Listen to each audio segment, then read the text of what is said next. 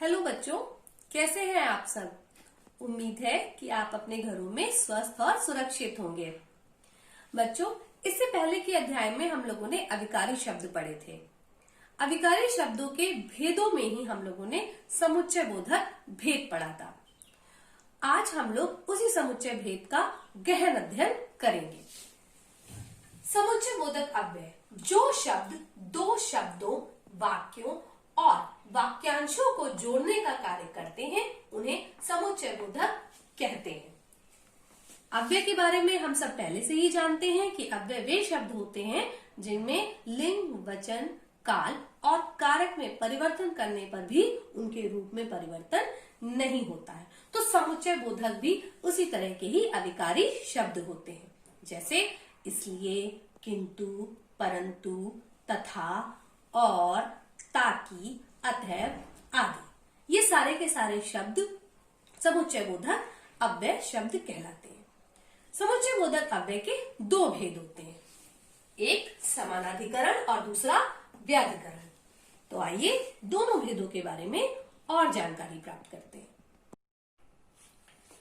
पहला प्रकार है समानाधिकरण समुच्चय बोधक। समानाधिकरण समुच्चय बोधक वे शब्द होते हैं जो समान स्तर के या फिर समान रूप वाले शब्दों, वाक्यों या वाक्यांशों को जोड़ते हैं। वो समानाधिकरण समुच्चय बोधक कहलाते हैं। इनके चार भेद होते हैं, संयोजक समानाधिकरण, विरोध सूचक समानाधिकरण, विकल्प सूचक समानाधिकरण और परिणाम सूचक समानाधिकरण। समुच्चय बोधक का पहला प्रकार है संयोजक समानाधिकरण। संयोजक समानाधिकरण वे समुच्चय बोधक होते हैं जो दो या दो से अधिक शब्दों, वाक्यों या उपवाक्यों को जोड़ने का कार्य करते हैं, जैसे और, तथा, एवं, भी आदि। जैसे राम और श्याम मेले में गए, मैंने बाजार से आलू तथा गोभी ली। हमें माता एवं पिता की सेवा करनी चाहिए। मैं और तुम भी मेले में जाएंगे। ठीक है, तो ये इस तरह से संयोजक समानाधिकरण के उदाहरण हैं। अगला प्रकार है विरोध सूचक समानाधिकरण। विरोध सूचक समानाधिकरण में दो परस्पर विरोधी वाक्य, शब्द या उपवाक्य को जोड़ने का कार्य ये समुच्चय बोधक करते हैं, जैसे परंतु, लेकिन, पर, मगर। जैसे कि मैंने तुम्हें पुकारा परंतु तुमने सुना नहीं। मैं गया था लेकिन मेरा दोस्त वहां मिला नहीं। मैं जल्दी आ गई पर तुम देर से आई। मुझे आना था मगर मैं नहीं आ पाया।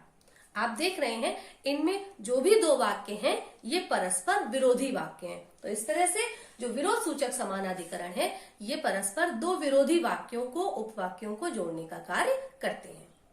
अगला प्रकार है विकल्प सूचक समुच्चय बोधक। जैसा कि नाम से पता चल रहा है कि इनमें हमें विकल्प मिलेंगे, तो जिन वाक्यों में हमको विकल्प का बोध होता है वो विकल्प सूचक समुच्चय बोधक अव्यय कहलाते हैं, जैसे या, अथवा, अन्यथा, की।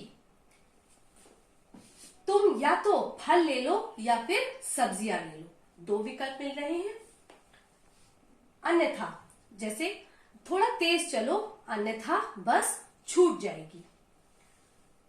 मैं मरूंगा अथवा वो मरेगा। मैं चाहता था कि तुम वहां मत पहुंचो। आप देख रहे हैं कि इन सभी वाक्यों में दो विकल्प हैं और ये शब्द हमको इन विकल्पों का बोध करा रहे हैं। अगला प्रकार है परिणाम सूचक समुच्चय बोधक। वे शब्द जो दो वाक्यों को, उपवाक्यों को जोड़े और जोड़ने के बाद उनके परिणाम का बोध कराए, वो परिणाम सूचक समुच्चय बोधक अव्यय कहलाते हैं, जैसे अतः, इसलिए, फलस्वरूप, परिणाम स्वरूप आदि। मैंने अथक परिश्रम किया इसलिए मैं पास हो गया। तुमने बहुत अच्छा काम किया, फलस्वरूप तुम्हें सफलता मिली।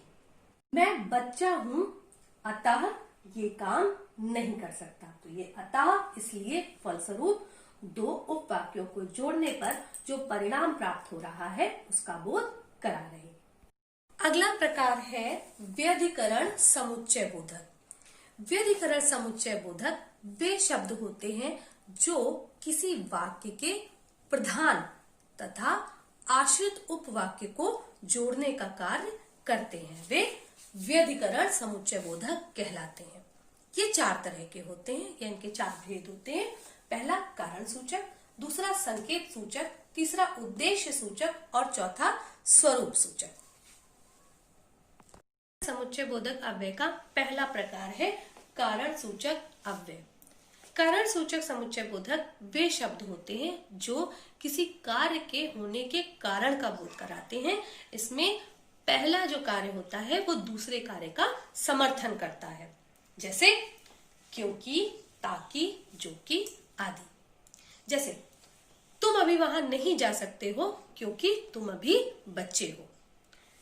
तुम थोड़ा सा देर से आना ताकि मैं उठ सकूं। इसमें आप देख रहे हैं क्योंकि और ताकि दोनों ही शब्द दो कार्यों के या कार्य के होने के कारण का बोध करा रहे हैं, इसलिए ये कारण सूचक समुच्चय बोधक अव्यय है। का अगला भेद है संकेत सूचक समुच्चय बोधक।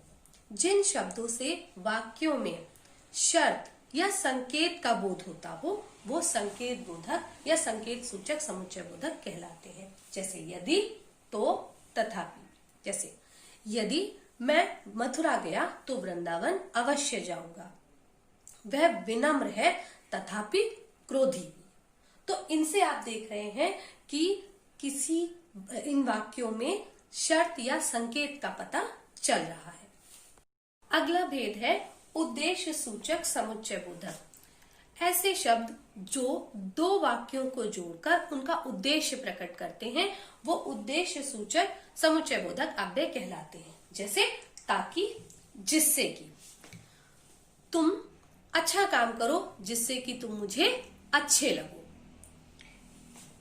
हम जल्दी उठेंगे ताकि हम घर जल्दी जा पाए।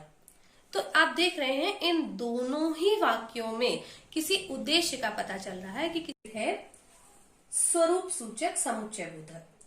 जिन शब्दों का प्रयोग पहले प्रयोग हुए शब्दों या वाक्यांशों को स्पष्ट करने के लिए किया जाता है वो स्वरूप सूचक समुच्चय बोधक अव्यय कहलाते हैं। जैसे मानो, जैसे कि, यदि। तुम्हारा चेहरा ऐसे चमक रहा है जैसे कि चंद्रमा। 7 दिन यानी सप्ताह में 7 दिन मुझे वहां जाना पड़ेगा। मानो मेरी माँ के हाथ की रोटियां मानो सुख का सागर। तो ये सारे के सारे शब्द जो हैं जो हमने वाक्य पहले प्रयोग किए हैं उनके स्वरूप को स्पष्ट कर रहे हैं। तो इस प्रकार से हमने व्यधिकरण समुच्चय बोधक अव्यय के चारों भेदों का अध्ययन किया। तो बच्चों आज हम लोगों ने समुच्चय बोधक अव्यय का अध्ययन किया। हमने समुच्चय बोधक की परिभाषा समझी, समुच्चय बोधक के भेद, समानाधिकरण और व्याधिकरण का अध्ययन किया और समानाधिकरण तथा व्याधिकरण के उपभेदों को भी अच्छे तरह से समझा। मुझे उम्मीद है कि आपको यह अध्याय बहुत अच्छे से समझ में आ गया होगा। धन्यवाद।